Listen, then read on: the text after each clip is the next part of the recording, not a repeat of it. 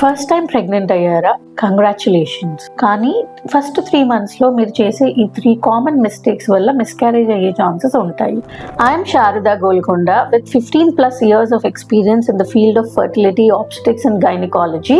Mistake number 1, కొత్త exercises ప్రెగ్నెన్సీలో try చేయకండి. మీకు అలవాటు ఉన్న ఎక్సర్సైజెస్ మాత్రమే చేసుకోండి. మిస్టేక్ నెంబర్ 2, ఫస్ట్ 3 monthsలోనే బేబీ పార్ట్స్ అన్ని డెవలప్ అవుతూ ఉంటాయి. సో మీరు తీసుకునే ప్రతి మెడిసిన్ దాని మీద ఎఫెక్ట్ పడచ్చు.